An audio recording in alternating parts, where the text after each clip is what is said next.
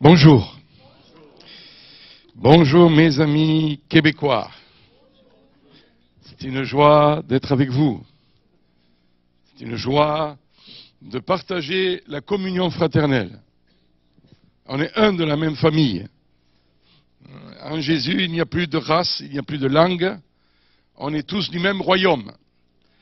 Nous appartenons au même roi et nous parlons le même langage.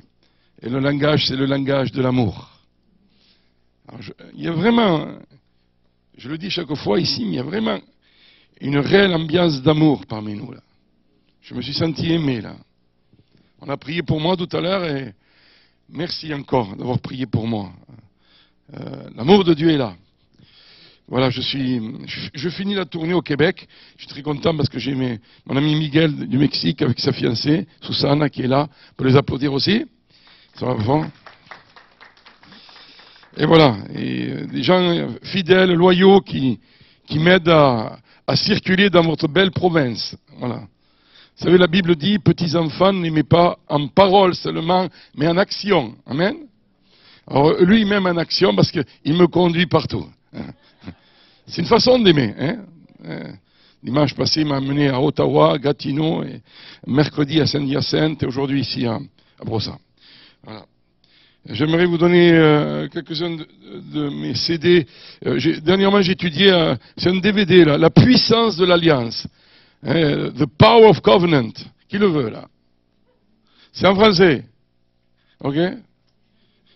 Et là aussi, j'ai développé les qualités d'une équipe qui gagne. Une équipe qui gagne.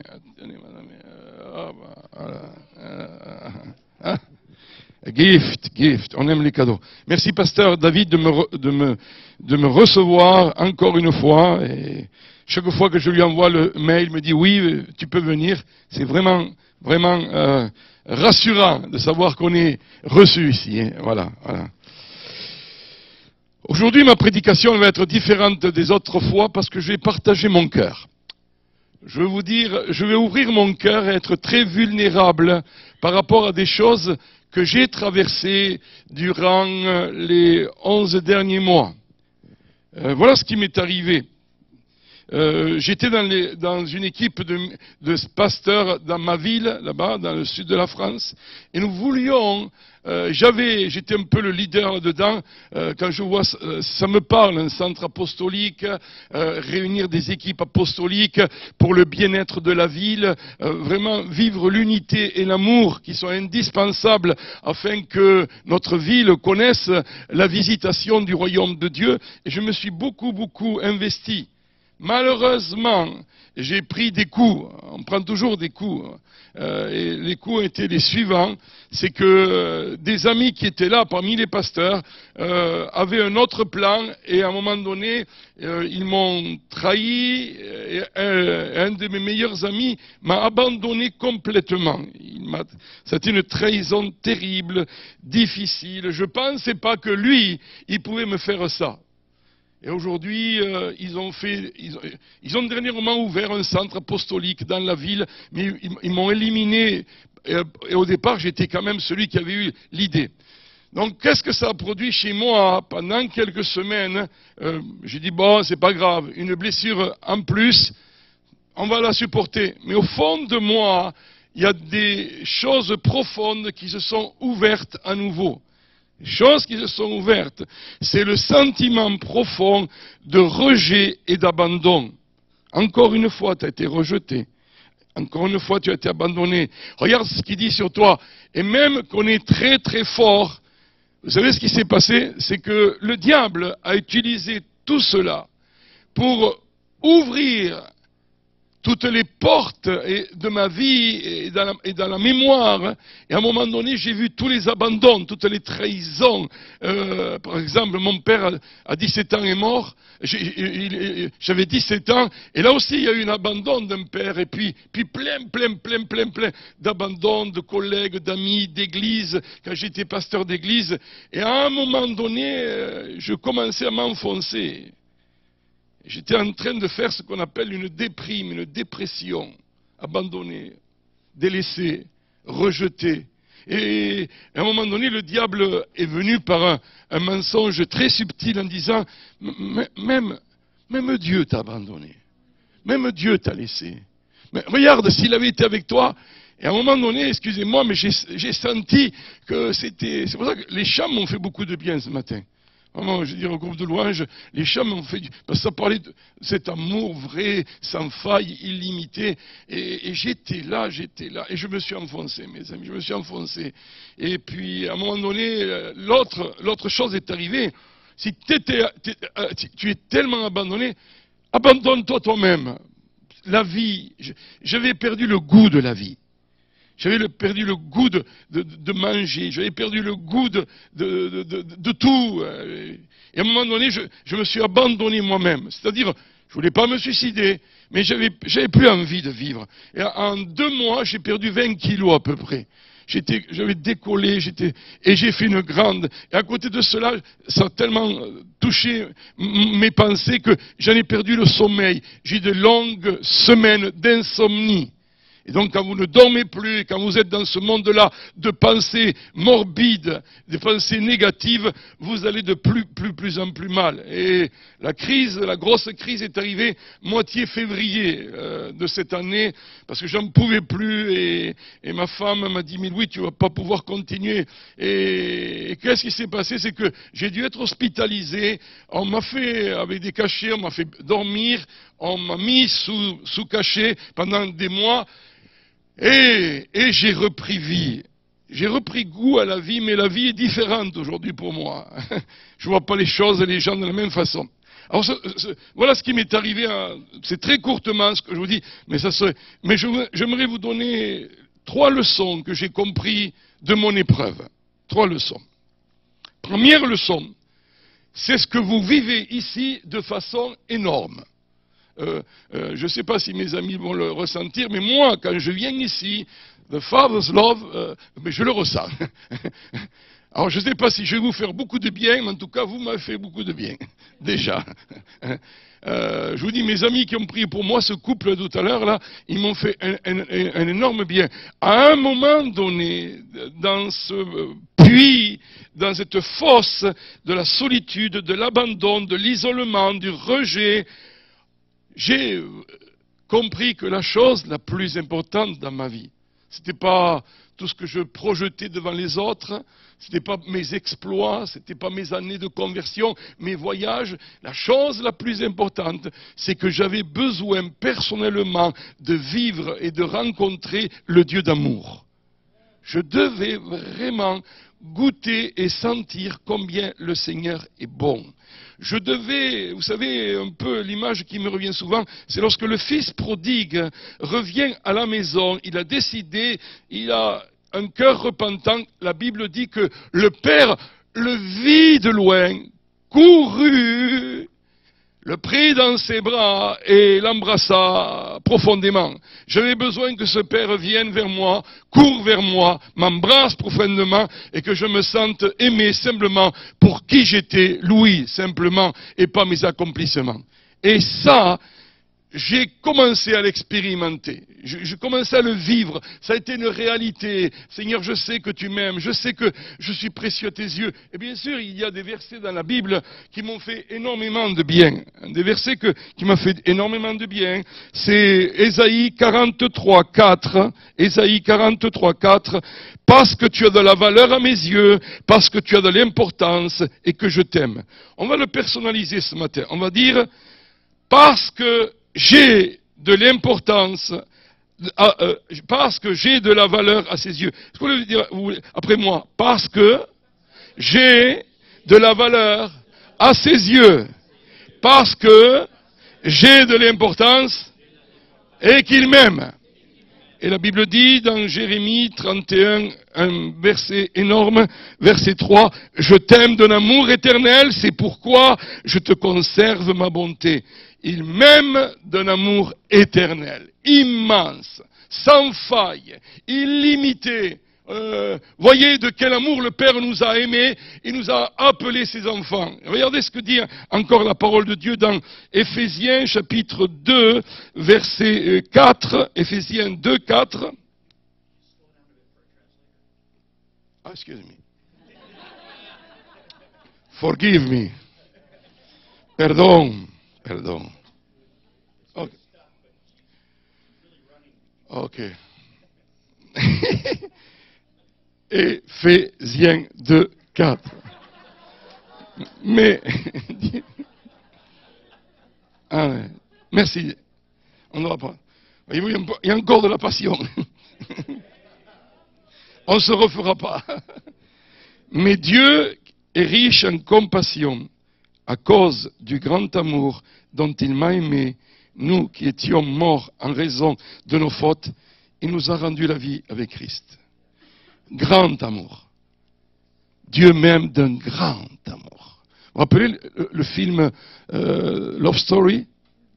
Cet amour entre deux étudiants qui s'aimaient passionnément. Et malheureusement, il y a eu le drame de la maladie d'un des deux. Mais cet amour était si fort. Et j'aimerais vous dire, ce soir, ce matin, je ne sais pas où vous en êtes dans votre marche avec Dieu, et dans vos péripéties, dans vos épreuves, mais sachez une chose. Quoi que vous ayez fait, quoi que vous pensiez en ce moment sur Dieu, quoi que vous projetiez de façon négative, le Seigneur, le Dieu de la Bible, le Père d'amour, il a ses yeux, ses regards sur vous. Son projecteur, il est sur vous. Là, on est peut-être une centaine, mais il est là en profondeur. Et mes amis, écoutez le battement de son cœur lorsqu'il est en train de mourir à la croix. Le Seigneur est en train et son cœur agonise. Mais là, chaque battement me dit, je t'aime, je t'aime, je t'aime, t'aime, t'aime. Je t'aime, je t'aime. Est-ce que ce soir, nous allons comprendre une chose où le diable m'avait vraiment menti, que Dieu ne m'aimait plus, Dieu ne s'intéressait plus, que c'était fini pour moi, qu'il n'y avait pas d'avenir. À un moment donné, j'ai dit à ma femme, mais je prêcherai plus l'évangile. Non, moi, tout ça, ça m'intéresse pas. J'ai donné ma vie, 33 ans de ma vie, et en retour, tellement de coups, tellement de blessures, tellement de trahisons, tellement de rejet, mais ça ne vaut pas la peine, il vaut mieux faire quelque chose. Et bien sûr, au fond de moi, il y avait cette pensée, mais Louis, si tu ne fais pas ça, qu'est-ce que tu vas faire? T'es fichu. Parce qu'à part ça, tu ne sais rien faire d'autre. Est-ce que, is okay the translation? Qu'est-ce que je vais faire d'autre? Et j'aimerais vous dire une chose. J'aimerais vous parler juste rapidement de ces qualités de ce Père d'amour. J'aimerais vous dire qu'il est intime. Il veut de l'intimité avec toi. Il ne veut pas de la superficialité. Dieu n'est pas intéressé à être superficiel. Il est bon. Dis avec moi, Dieu est bon. Il est rempli de compassion. Il est accueillant. Il est plein de joie. Il est chaleureux. Il est affectueux. Il est toujours avec moi. Il est heureux de me rencontrer. L'éternel Dieu au milieu de toi est puissant. Il fera de toi sa plus grande joie. Tu peux faire de Dieu sa plus grande joie. Seigneur, je veux que tu trouves ici à Montréal des hommes et des femmes qui vont faire de toi sa plus grande joie. Dieu, tu vas faire sa plus grande joie. Le Seigneur, ce matin, il y a des milliers de gens qui sont en train d'adorer Jésus. Mais chez qui va-t-il trouver sa plus grande joie? Vous allez faire sa joie. J'ai envie de faire la joie du Seigneur. Peut-être pas la joie de tous mes amis, de tous mes proches, mais de Dieu, j'ai envie, en sortant, je veux dire, Seigneur, je veux faire ta joie, je veux que tu sois heureux, en regardant ma vie, en regardant mon cœur, en surtout voyant mes motivations. Seigneur, malgré et contre tout, je poursuivrai, je marcherai avec toi, je serai fidèle. Seigneur, pardonne-moi, parce que j'ai douté de toi. À certains moments, je voulais tout laisser tomber. J'étais au fond, j'avais plus d'espoir. Et c'est là que tu es venu me chercher. La Bible dit que le berger avait les 100 brebis. Il laisse 99. Il va chercher la blessée, l'isolée, la rejetée, celle qui n'a plus d'espérance, et il la récupère. À un moment donné, Jésus m'a récupéré au fond. À un moment donné, je lui ai dit, mais je ne sais pas comment tu as fait. Mais à un moment donné, je suis sorti là. Et je sentis vraiment qu'il m'a mis sur lui et qu'il a commencé, il est en train encore de guérir mes blessures, mes plaies, mes abandons. Il y a un profond travail où Dieu a commencé à le faire et je veux qu'il le poursuive. Parce que j'ai encore besoin de lui. Il est aimant, il est doux. Dis avec moi, Dieu est patient. Son amour est patient. Il est lent à la colère. Il est tendre de cœur. Son cœur, ses bras sont toujours ouverts. Il est impliqué dans ma croissance. Et je crois surtout qu'il est fier de moi. Parce que je suis son enfant. Ça a commencé à guérir ma vie. Au début, ma femme me disait des versets de la parole de Dieu. C'est pas pour moi, laisse-moi. Avec la tête, je disais non. Avec mon cœur, il y avait des choses qui disaient, mais si, Louis, c'est ça la vérité. Parce que vos pensées sont tellement négatives et vous êtes en train de vous effondrer. Vous êtes dans la déprime totale. Donc vos pensées sont complètement à l'envers. Mais au fond, il y a cette espérance. Si c'est vrai, ça va se faire, tu verras. Mais à un moment donné, ça a duré quelques mois et je pensais que c'était fini. Mais béni soit le Seigneur qui nous a aimés d'un si grand amour, qu'il est venu à notre rencontre. Ça m'a fait du bien. La seconde chose qui m'a fait du bien, je vais vous dire, c'est que quelques personnes vous aiment authentiquement. On a besoin de quelqu'un. Dans cet abandon total, j'avais besoin. Et ce quelqu'un, en premier, a été mon épouse. Mon épouse elle est professeure d'anglais. Elle a dû quitter 1 mois l'école parce que j'avais besoin d'une présence. La solitude, l'inquiétude, l'angoisse de tous les côtés étaient là. Et j'avais besoin de quelqu'un que je pouvais toucher. Et toi, tu m'aimes? Mais toi, tu ne vas pas m'abandonner? Mais je me souviens, je mangeais à table, ce que je mangeais, pas beaucoup, mais j'allais vers elle. Et, chérie, tu m'aimes. Et ma femme m'a rassuré. Ma femme m'a fait comprendre que j'étais aimé. Et vous savez que ça fait vraiment du bien de se sentir aimé. Ça fait vraiment du bien de se sentir accepté. Ça fait vraiment du bien. Il y avait des choses qui commençaient à me guérir. Mais après, j'ai eu quelques amis qui me connaissent depuis longtemps. Ils m'ont appelé. Il y en a un qui était à Montréal, mais il était venu en France pour un mariage. Il a fait un détour de 400 kilomètres. On s'est vu quelques heures. Et de nouveau, ça a commencé à guérir. Il y a des amis qui sont... Et un ami à Nîmes, dans une ville, et je l'appelais sans cesse. Je suis allé chez lui. Et à un moment donné, mes amis, j'aimerais vous le dire, on a besoin de quelqu'un. Parce que quand nos visages tombent, quand nos masques tombent, on a besoin, et moi, dans tout ce que je fais pour le Seigneur, j'ai besoin de cela. J'aimerais vous parler, vous savez, quand Jésus est à Gethsémani, et dans Matthieu 26, 30, il y a marqué ceci, « Mon âme est triste jusqu'à la mort, restez ici, et veillez avec moi. » Jésus est là, il affronte la coupe, il affronte le calvaire, il est là et son âme est triste à la mort.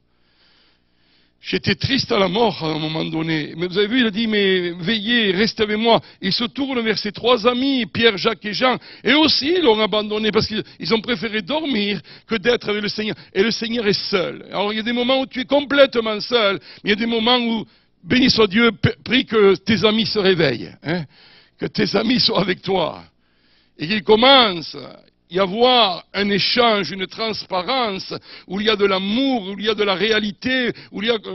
j'aimerais prendre le cours que vous allez avoir là sur la théologie des relations des vrais, parce que l'Église a besoin d'être guérie dans ses relations. Il y a trop de relations de déchirures, de divisions, on ne sait pas pourquoi, mais dans le monde chrétien, il y a un manque d'honnêteté, d'authenticité. Il faut que nous soyons guéris, parce que lorsque c'est... Oui. Parce que quand nos relations sont authentiques, ça change tout. Regardez ce que le Seigneur a dit. Aimez-vous les uns les autres comme je vous ai aimé. Oui? Vous aussi aimez-vous les uns les autres. La Bible dit que les membres aient également soin les uns des autres. J'aime ce verset dans Actes 14, 19, 20. Paul a pris des coups pour avoir prêché l'évangile. Voici ce que dit la Bible dans Actes 14, 19, 20. Pensant qu'il était mort, mais les disciples l'entourèrent, formèrent un cercle, se rassemblèrent autour de lui. Le résultat, Paul se leva. Il nous faut cette qualité d'amour qui relève l'autre. Il nous faut cette qualité d'amour qui ranime l'autre.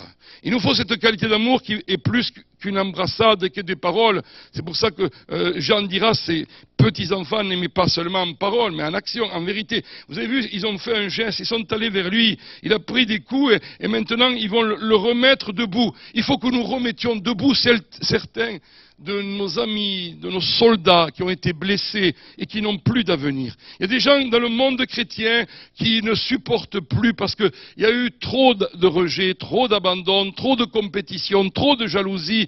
Et je pourrais vous donner une longue liste de la gangrène qui parfois est dans le peuple de Dieu.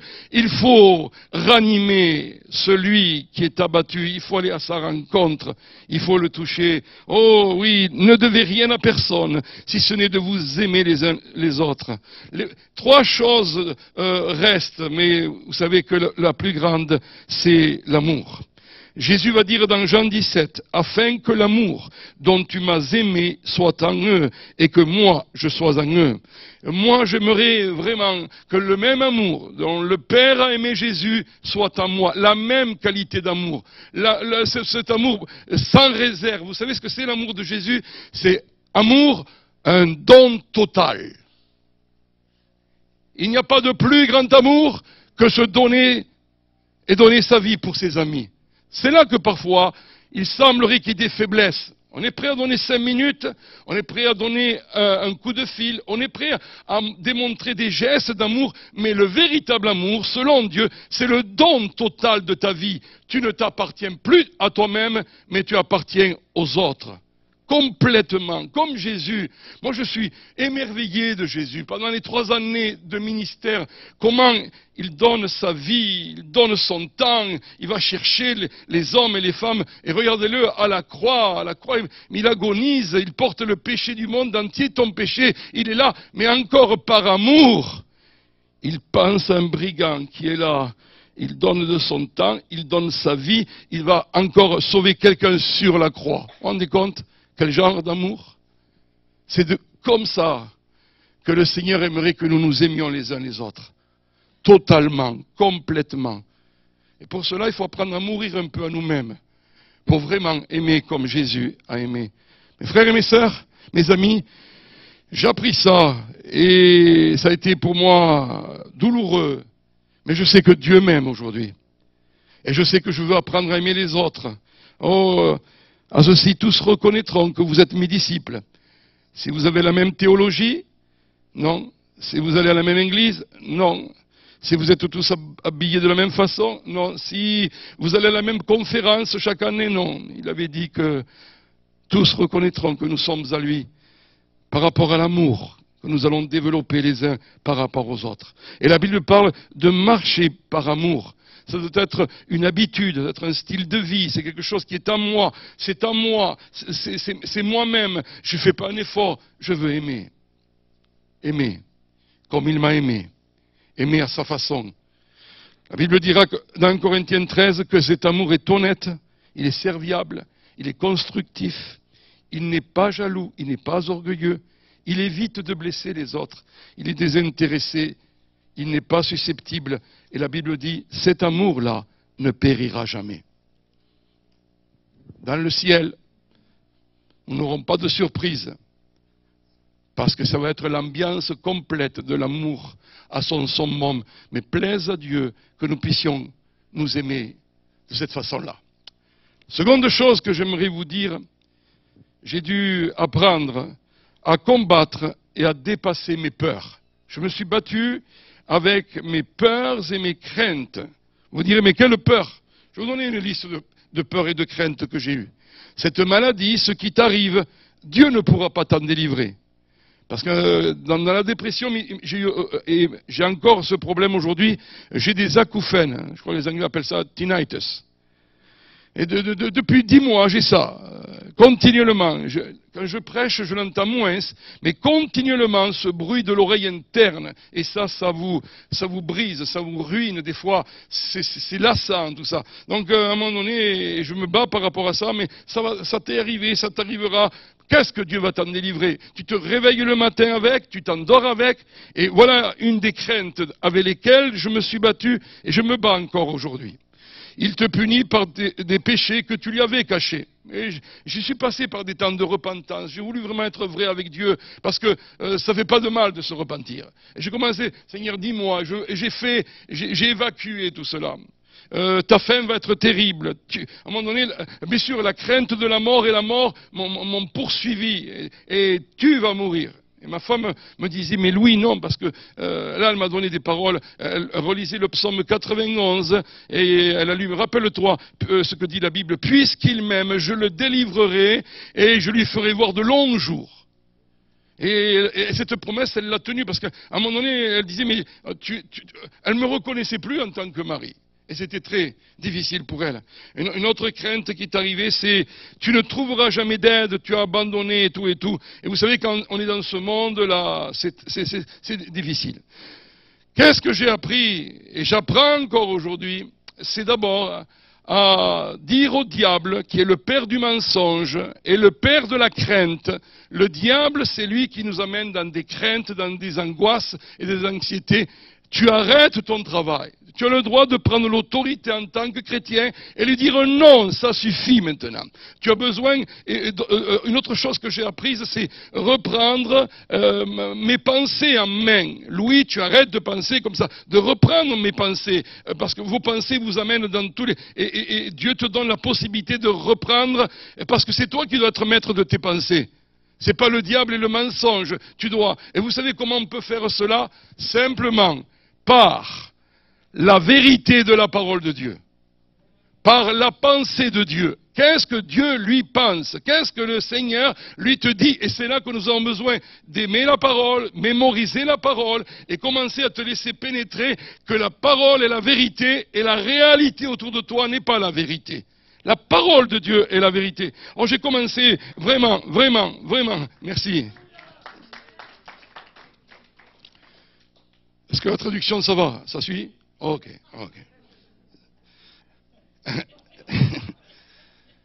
Dieu ne m'a pas donné un esprit de crainte, ni de peur, ni d'angoisse, mais un esprit d'amour, de force, de sagesse, d'amour et de maîtrise de moi-même. Ce verset, je l'ai dit des milliers de fois.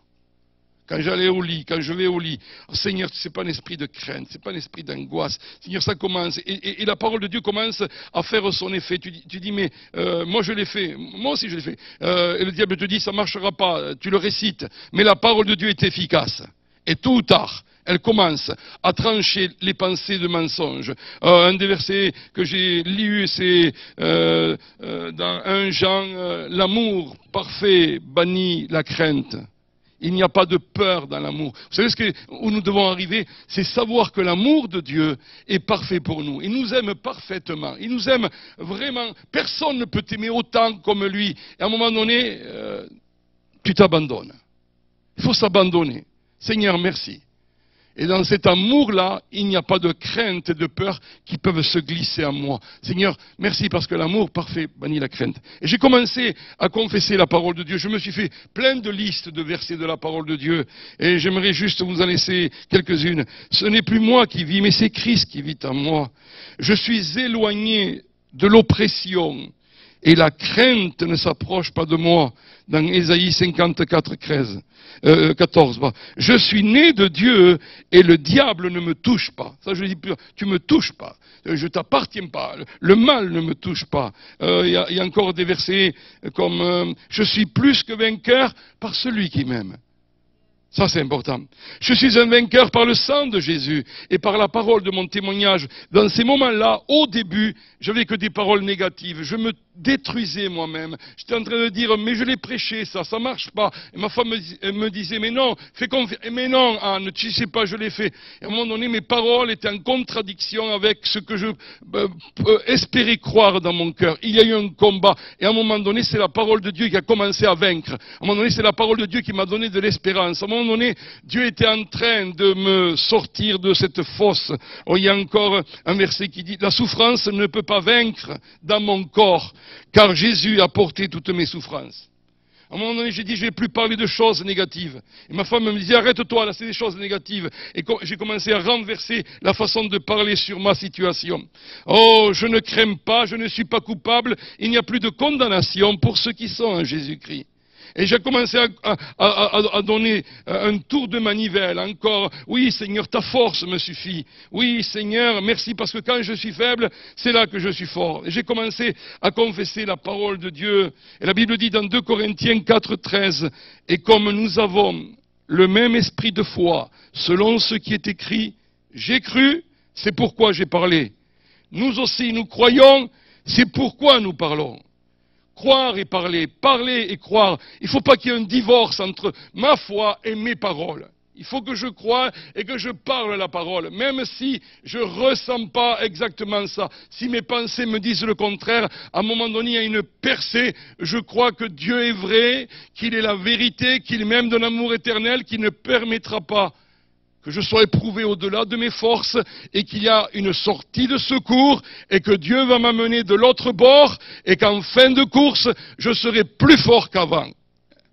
Dieu soit béni parce que la crainte s'en va, les angoisses s'en vont. Et si quelqu'un est dans cet état-là, j'aimerais lui dire, Dieu va te bénir aujourd'hui. Dieu va le faire. Il l'a fait pour moi. Il est capable. Il va nous sortir de là. Parce que Dieu n'a pas de favoritisme dans le royaume de Dieu. Il n'y a pas de... Nous sommes tous égaux devant lui. Tous aimés. Et nous parlons à nos montagnes. Et nos montagnes vont se mettre au fond de la mer. Et mes amis, nos problèmes vont être enterrés à jamais. Parce que Dieu est celui qui règne. Il règne aujourd'hui, il régnera pour toujours. Donc petit à petit, vous savez, souvent ce que j'ai vu, c'est que mes peurs et mes craintes sont les productions de mon esprit, de mes pensées. Je me les fabrique moi-même et je dois les affronter, les rejeter. Donc Satan est vaincu. J'ai plus écouté les pensées que Louis me donnait dans le sens négatif et au fur et à mesure, il y a une pleine victoire. Grâce soit rendue à Dieu pour ce qu'il fait dans nos vies. Ça, c'est la seconde chose. La troisième chose, et celle-ci, c'est que j'ai revu un peu toute ma notion de prospérité, d'être béni. Vous savez, je suis vraiment étonné des fois, parce qu'on parle beaucoup de prospérité, et souvent, venant des USA, on a vu des choses énormes, de pasteurs prospères, avec des méga-churches, avec des maisons à plusieurs millions de dollars, des voitures, et ils ont dit, ça c'est la bénédiction, et ça c'est être prospère. Ça, c'est la prospérité. Mais moi, je suis parti 2 fois en Inde, je suis allé plusieurs fois en Afrique, à Madagascar, en Haïti plusieurs fois, et j'ai pas vu des gens avec les super maisons et les voitures et les bateaux. Et non, j'ai pas vu ça. Mais j'ai vu des hommes et des femmes d'une richesse et d'une profondeur dans la connaissance de Dieu. Dans leur expérience, ils vont vous parler de choses intimes, de ce que Dieu a fait dans leur vie. Ils vont vous parler aussi ensuite comment Dieu est intervenu. J'étais avec un ami algérien il n'y a pas longtemps. Il me dit, Louis, qui est venu habiter en France, mais il habitait en Algérie. Il disait, on a vu en Algérie des choses étonnantes. Tu sais, Louis, on est dans une église, on est 1200, 1300 personnes. Moi, je croyais que c'était des petites églises là-bas. Non, mais Dieu est en train... régulièrement, il y a des baptêmes dans des baignoires, dans les maisons, malgré la persécution. Les gens se convertissent. Mais il me disait, on a vu des résurrections de morts. Tu sais pas ce qui s'est passé? Une grand-mère, elle a vu Jésus en tête à tête. Elle a eu un discours avec Jésus. Et à un moment donné, elle a dit, mais Seigneur, écoute, viens avec moi, je vais dans le jardin. Et elle voulait cueillir des tomates. Et la tomate était verte. Et le Seigneur l'a touchée. Et la tomate est devenue rouge, bonne à consommer de suite. Jésus qui touche les légumes. Jésus qui touche les vies. Jésus qui ressuscite les morts. Et mes amis, la prospérité... Je sais à quoi je suis arrivé, est celle-ci. Dieu est plus intéressé par ma réponse dans l'épreuve que ma réponse devant les bénédictions spirituelles. Tu es béni, tu es heureux, gloire à Dieu. Et ta réponse, elle est facile. Mais tu es dans l'épreuve, tout va mal pour toi, tu es abandonné, tu es rejeté. Comment tu réponds? Comment? Et c'est là que Dieu nous teste. La Bible dit dans 1 Pierre chapitre 5 verset 10, après avoir souffert un peu de temps, dites avec moi un peu de temps. J'aimerais dire à quelqu'un, c'est un peu de temps ton épreuve. Hein. Alors il y en a qui m'ont dit, oui, mais pour Dieu, un jour c'est 1000 ans, 1000 ans c'est un jour, alors ça peut, si c'est un jour de Dieu, non, un peu de temps, d'accord? Un peu de temps. Tu seras formé, affermi, fort et rendu inébranlable. Dites-moi, est-ce que nous n'avons pas prié pour être rendu inébranlable, fort, formé, affermi, des chrétiens matures, solides, des chaînes, des hommes et des femmes qui marchent comme les fils matures du royaume de Dieu? On le veut tous. Qui ne le veut pas? Moi je veux. Moi, ouais. Allez-y, n'ayez pas peur. Qui le veut? Ouais. Praise God. Alors je vous dis, bienvenue, il vous faut des épreuves. Sans épreuve, vous ne serez pas arrivé à cette maturité, à être complet. C'est dans le package, c'est dedans. On ne peut pas dire ça, Seigneur, ça je ne le veux pas, ça tu vas l'éviter, ça surtout je ne le veux pas. Moi j'avais entendu ma mère, il y a eu des années, qui avait une acouphène, j'ai dit ça, que jamais ça m'arrive. Et je vais en être délivré. Je dis au Seigneur, parce que des chrétiens sont venus vers moi, ils m'ont dit, Louis, ça c'est comme Paul, l'écharde dans sa chair, tu vas la voir. J'ai dit, je ne veux pas cette écharde.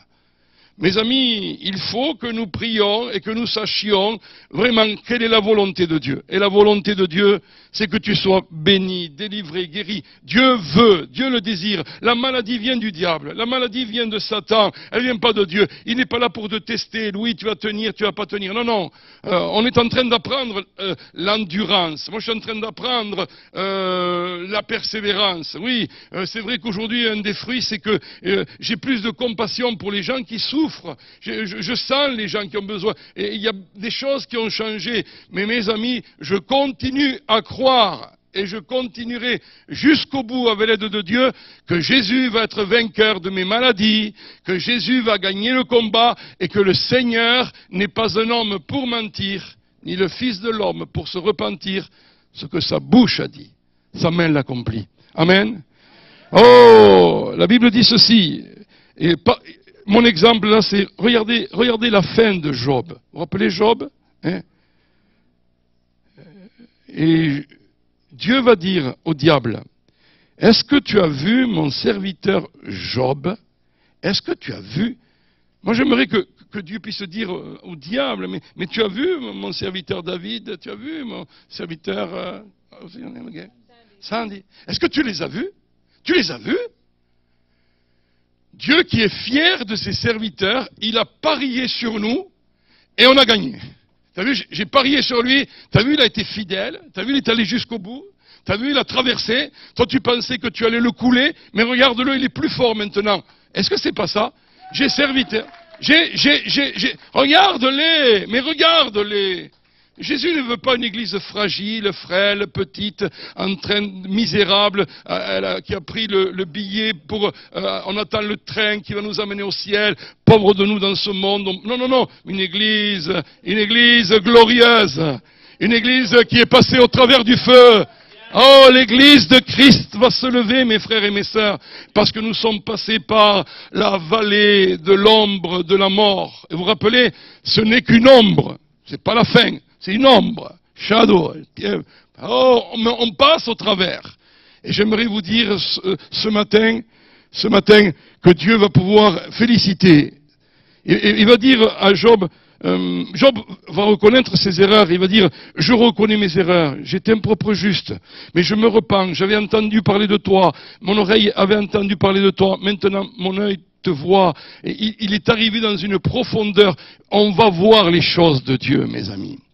On va voir, on va pas seulement sentir, on va voir la grandeur, la puissance, l'éclat de la majesté de Jésus. On va voir les signes, les prodiges et les miracles. On va voir Dieu en action, on va le voir parce qu'on a traversé cette épreuve où nous avons été testés, et Dieu dira, écoutez à ses amis, ses faux amis, il va prier pour vous, mon serviteur, et ensuite je vais le rétablir et tout et tout. La Bible dit qu'il eut 2 fois plus, vous vous rappelez, le double. Job eut 2 fois plus. Sa fin fut, et j'aimerais vous dire que notre fin sera doublement bénie, notre fin sera doublement heureuse, nous serons doublement portant du fruit, parce que Dieu va tenir sa parole. Mais nous aurons été testés et éprouvés, parce que c'est ce que dit la Bible dans Actes 14, 22, ils affermissaient les disciples, les exhortaient à demeurer dans la foi, parce que c'est avec beaucoup d'épreuves et de tribulations qu'il faut entrer dans le royaume de Dieu. Mes amis, c'est dedans, l'évangile facile, l'évangile où Dieu te bénit tout le temps, oui, mais la Bible dit qu'il y aura des épreuves. Est-ce que Jésus n'a pas été éprouvé? Et tel disciple, tel maître, tel disciple. Et j'aimerais vous dire, soyons heureux parce que on n'est pas dans des degrés d'épreuve comme en ce moment dans des pays du monde entier, ils souffrent. Je suis avec un pasteur arménien là, et ils aident beaucoup la Syrie en ce moment. Ils ont des églises en Syrie, les chrétiens s'échappent par dizaines de la Syrie. Certains veulent venir même à Montréal, mais c'est difficile. En France, on a accueilli quelques familles, mais c'est terrible ce qui se passe par rapport au monde musulman et cet État islamique qui veut vraiment prendre le royaume. Et dernièrement, ils ont arrêté un papa avec 2 de ses enfants de 15-16 ans, des adolescents. Et ils ont dit, vous êtes chrétien? Oui, on est chrétien. Vous aimez Jésus? Reniez. Je vais... Bon, comme ça, bon. Renier la foi chrétienne, renier Jésus. Ils ont dit non, Jésus est notre sauveur. Et ces gens, c'est ce qu'ils ont fait. Mais on fera comme pour Jésus. On va vous renverser, on va vous crucifier à l'envers. Et là, ils ont coupé la tête d'un des 2 jeunes. Ils ont joué au ballon avec la tête devant le papa qui était en train ils ont tué le papa. Et à cause de quoi? À cause de Jésus, de son royaume. À cause. Vous voyez que des fois, il faut mesurer la souffrance de l'épreuve. Des fois, il y a des gens qui vont pour un petit verre d'eau et ils sont étouffés, ils n'en peuvent plus. Ils ont eu 2 migraines dans la tête et il n'y a plus personne, hein, pas ici. Hein.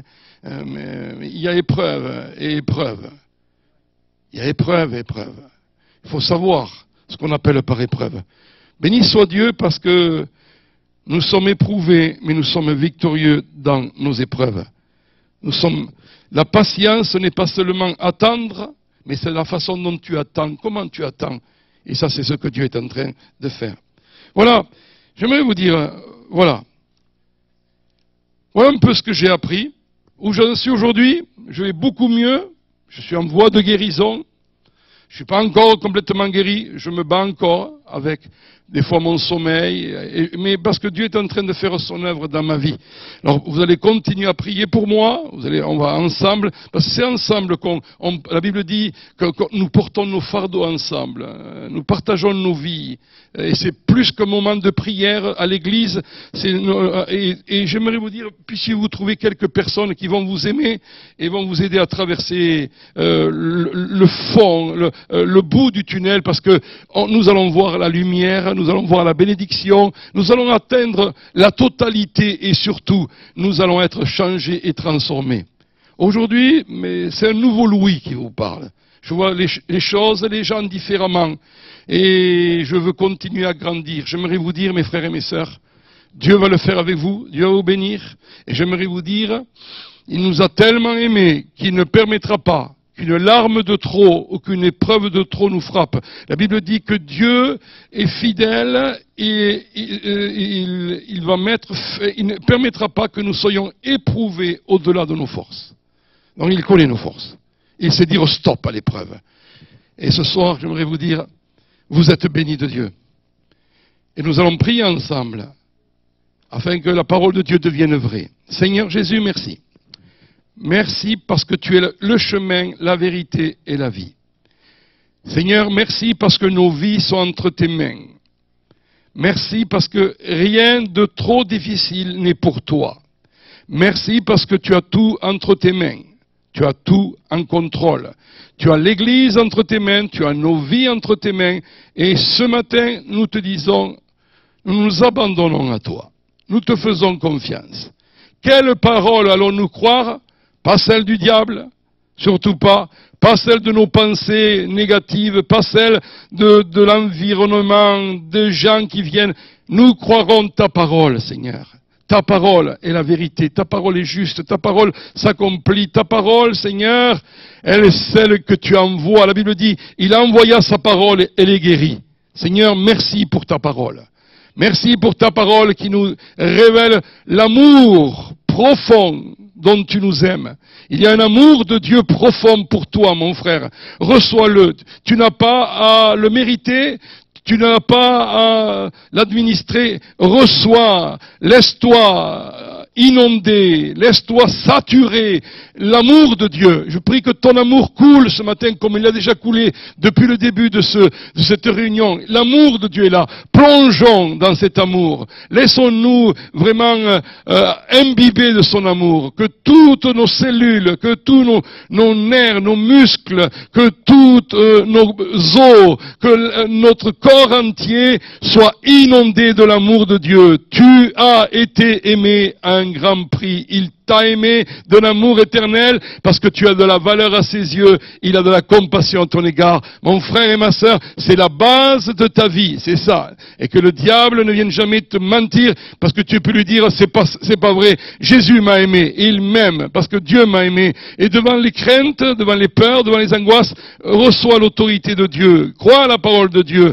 Crois, confesse, crois cette parole. Oh, elle va mettre en déroute les craintes. Ce n'est pas un esprit de crainte, mais de force, sagesse, d'amour. Je prie, Seigneur, que tu nous baptises de cet esprit de force, de sagesse et d'amour. Et Seigneur, merci parce que nous apprenons ensemble la prospérité. Répondre dans l'épreuve, c'est là ce que tu attends d'un homme qui est mature, Seigneur. Parfois, les chrétiens, pour pas grand-chose, sont éprouvés et ils commencent à remettre en jeu. Ce soir, lève une génération d'hommes et de femmes, de fils et de filles matures dans le royaume de Dieu, qui vont bâtir avec force, Seigneur, devant ce monde. Ce sont ceux qui ont été éprouvés, qui vont amener une solution aux épreuves de ce monde. Le monde est en train de vivre une agonie. Le monde est en train de vraiment vivre des angoisses, des temps. Il nous faut une nouvelle génération apostolique, envoyée, eux qui ont été guéris pour guérir les autres, eux qui ont été consolés pour consoler les autres.